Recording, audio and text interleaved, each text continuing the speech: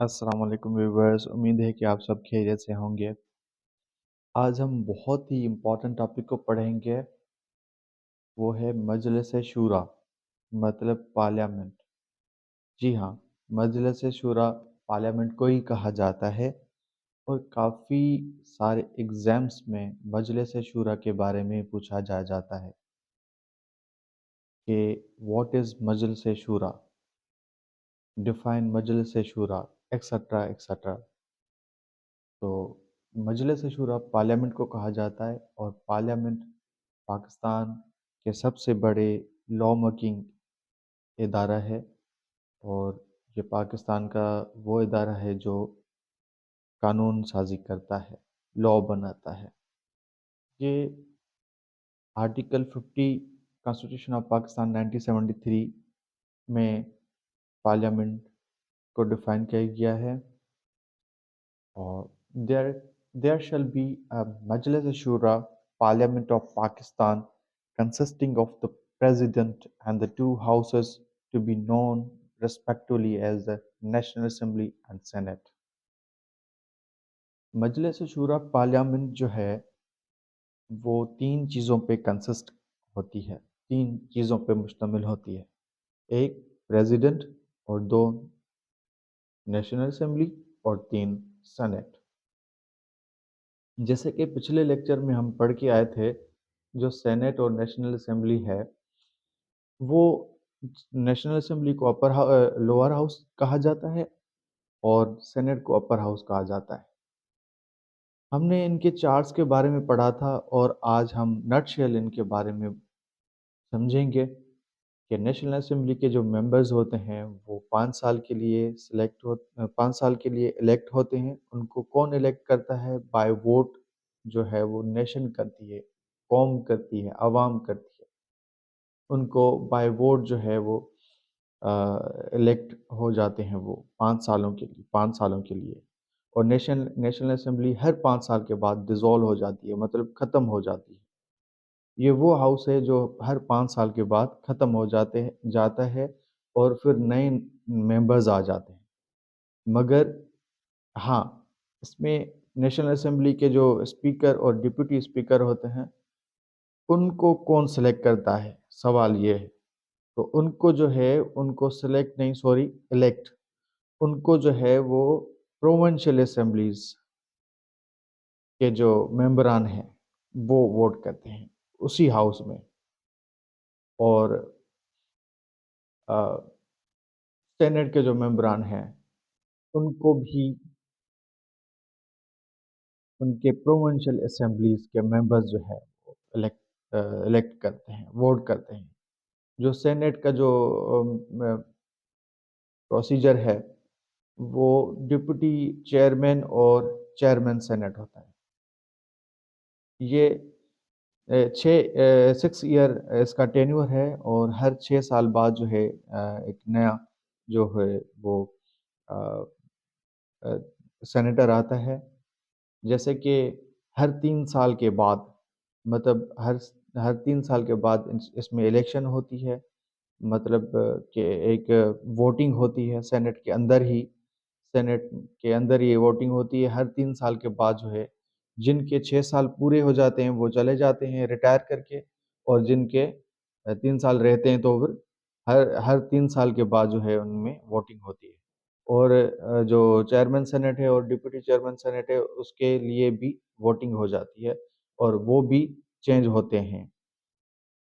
तो अभी हम इसको मज़ीद जो है पढ़ेंगे और समझेंगे कि पार्लियामेंट पाकिस्तान का सबसे बड़ा कानून बनाने का इदारा है, जो प्रेसिडेंट और दो हाउसेस पर मुश्तमिल है। एक है नेशनल असेंबली और एक है सेनेट।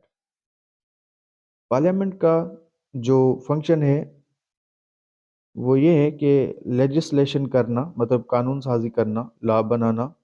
पार्लियामेंट अपनी कंट्री की, अपनी स्टेट की किसी भी सोशल और इकोनॉमिकल कंडीशन को देखकर उसके मुताबिक लॉ बनाता है, और स्टेट की मशीनरी सही से काम कर सके इसलिए वो लॉ बनाता है। और पार्लियामेंट को लॉ बनाने के लिए نارملی فلی فریڈم ہوتی ہے، لیکن پاکستان کا جو کانسٹیٹیوشن ہے وہ کوڈیفائڈ ہے، مطلب کہ لکھا گیا ہے۔ کچھ جو ممالک ہوتے ہیں ان کا جو قانون ہے، جو آئین ہے، جیسے کہ ہمارا کانسٹیٹیوشن 1973 ہے، وہ لکھا گیا ہے۔ کچھ کنٹریز کا قانون جو ہے، آئین جو ہے، وہ لکھا نہیں جاتا، اور یہ کوڈیفائڈ ہے، اور پارلیمنٹ بھی کانسٹیٹیوشن کا ہی ایک کریچر ہے۔ تو پارلیمنٹ کے پاس بھی وہی پاورز ہیں جو کانسٹیٹیوشن اس کو دیتا ہے۔ اس کا یہ مطلب ہوا کہ پارلیمنٹ مکمل طور پر ساون نہیں ہے۔ اس کا مطلب ہوا کہ پارلیمنٹ ہر ایک چیز پر لا بنا نہیں سکتی۔ جو پاور پارلیمنٹ کو کانسٹیٹیوشن نے دیے ہیں اس کے مطابق ہی لا بنا سکتی ہے۔ آپ سمجھ رہے ہیں کہ پارلیمنٹ بھی ایک لا بنانے والا ادارہ ہے، مگر یہ بھی according to constitution of Pakistan 1973 کے مطابق بنا ہے، اور according to constitution of Pakistan 1973 کے مطابق ہی لا بناتا ہے۔ اور پارلیمنٹ اگر کوئی ایسا لا پاس کرتا ہے جو کہ کانسٹیٹیوشن کے کنٹریری ہے، مطلب کانسٹیٹیوشن کے خلاف جا رہا ہے، تو وہ اسٹرک ڈاؤن کر دیا جائے گا۔ اسٹرک ڈاؤن کا مطلب یہ ہے کہ مطلب وہ ختم کر دیا جائے گا۔ ابھی اس کو کون ختم کرے گا؟ اس کو سپریم کورٹ ختم کرے گی، کیونکہ سپریم کورٹ کے پاس یہ پاور ہے کہ وہ اس کو اسٹرک ڈاؤن کر سکے۔ تو یہ بیسیکلی جو ہے وہ اسٹرکچر آف پارلیمنٹ ہے، کیونکہ سپریم کورٹ کے پاس اختیارات ہیں۔ وہ کس نے اس کو اختیارات دیے ہیں؟ سوال یہ ہے کہ کس نے اختیارات دیے ہیں؟ According to constitution of Pakistan 1973 all the legislative bodies are all the legislative bodies are uh, running through the Constitution of Pakistan 1973۔ جو بھی لا بنانے والے ادارے ہیں، جو قانون سازی کرتے ہیں، وہ سب جو ہے وہ کانسٹیٹیوشن کا حصہ ہے، کانسٹیٹیوشن کے مطابق چلتے ہیں۔ وہ کریچر آف کانسٹیٹیوشن ہے۔